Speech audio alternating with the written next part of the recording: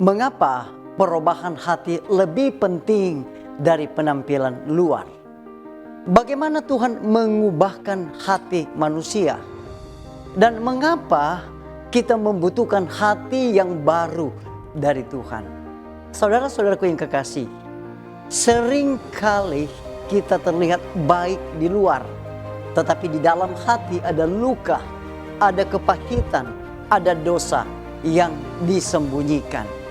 Ketika kita datang kepada Tuhan, maka Tuhan akan merubah hati kita. Sebelum kita mulai, mari kita berdoa.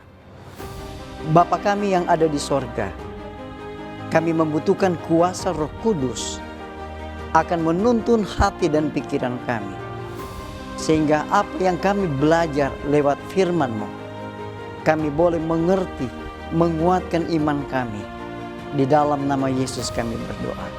Amin. Saudara-saudara, kenapa manusia memiliki hati yang keras? Inilah masalahnya.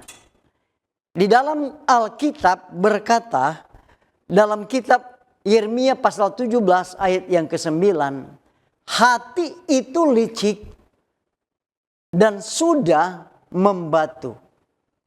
Masalah terbesar manusia bukan keadaan ekonomi, bukan pendidikan, bukan lingkungan. Tetapi masalah terbesar manusia adalah hati yang tidak benar di hadapan Tuhan. Kita melihat bahwa ada contoh di dalam Alkitab. Bagaimana Firaun memiliki hati yang keras dan menolak Tuhan. Kita melihat Raja Saul, kelihatan rohani, tapi hatinya jauh. Bagaimana juga dengan orang Farisi, kelihatan suci, tetapi penuh kemunafikan. Saudara-saudaraku yang kekasih, sebagai contoh, seperti sebuah gelas yang kotor di dalam, meskipun luar terlihat bersih, tetapi tidak layak untuk diminum. Tuhan tidak mencari penampilan, dan Tuhan melihat isi hati kita.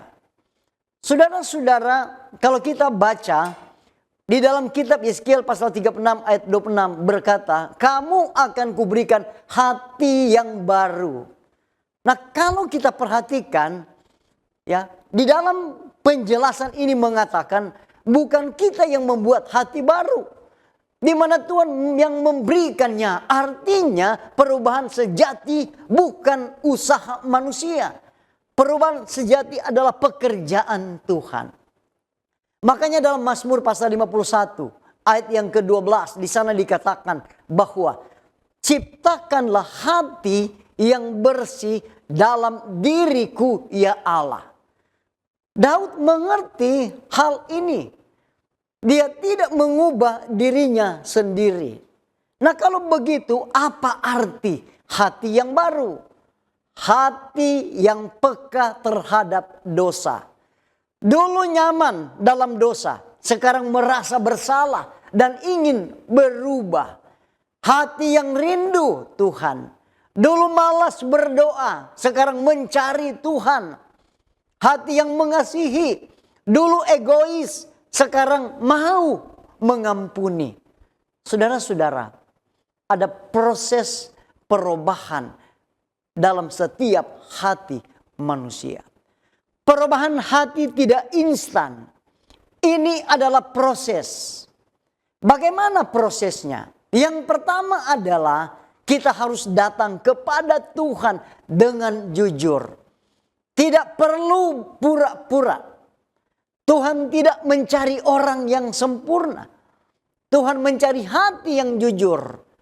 Dalam Mazmur pasal 34 ayat yang ke-19 berkata, Tuhan itu dekat kepada orang-orang yang patah hatinya. Saudara-saudaraku yang kekasih, yang kedua adalah bertobat dengan sungguh-sungguh. Pertobatan bukan sekedar menyesal atau menangis, tetapi berbalik arah. Yang ketiga adalah serahkan hidup sepenuhnya kepada Tuhan. Banyak orang mau diampuni, tetapi tidak mau berubah. Tuhan tidak hanya ingin mengampuni, tetapi Tuhan ingin memimpin hidup kita. Dan yang keempat adalah biarkan Roh Kudus bekerja di dalam hati kita. Perubahan sejati terjadi saat Roh Kudus bekerja di hati kita masing-masing. Saudara-saudaraku yang kekasih, ketika kita datang kepada Tuhan, ketika ada dorongan datang untuk berdoa kepada Tuhan, untuk beribadah kepada Tuhan, ada hal-hal yang bisa menghambat perubahan hidup, bahkan hati kita. Mengapa banyak orang tidak berubah? Yang pertama adalah oleh karena kesombongan. Merasa saya sudah baik, saya tidak perlu berubah, sehingga sangat sulit kita akan berubah. Yang kedua adalah kenyamanan dalam dosa. Dosa terasa nikmat, sementara di dalam kehidupan kita menuju pada kehancuran atau kehidupan yang fatal. Dan yang ketiga adalah takut kehilangan sesuatu. Takut jika berubah, kehilangan teman, kehilangan kebiasaan lama. Tetapi ingat saudara-saudara, apa yang Tuhan berikan jauh lebih baik. Ada seorang pemuda yang hidup jauh dari Tuhan. Dia tahu firman, tetapi memilih dunia. Suatu hari, hidupnya hancur, hubungan rusak, hati kosong. Dan ketika dia datang kepada Tuhan dengan satu doa yang sederhana, dan dia berkata, Tuhan, aku lelah, ubahlah hatiku. Dan perlahan dia mulai berubah, dia mulai mengampuni, dia mulai hidup benar. Saudaraku yang kekasih, bukan karena dia kuat, bukan karena Tuhan mengubah hatinya. Saudara-saudara, Allah tidak melihat berapa banyak dosa yang kita lakukan, tetapi Allah melihat berapa sering kita datang kepada Tuhan untuk meminta pengampunan. Saudara-saudara, pada hari ini Tuhan berbicara bukan tentang orang lain, tetapi tentang hati kita, tentang hati saya, tentang hati saudara-saudara. Mungkin ada luka yang belum sembuh. Mungkin ada dosa yang tersembunyi atau disembunyikan. Ada hati yang mulai dingin. Tetapi Tuhan berkata, aku mau memberikan hatimu yang baru.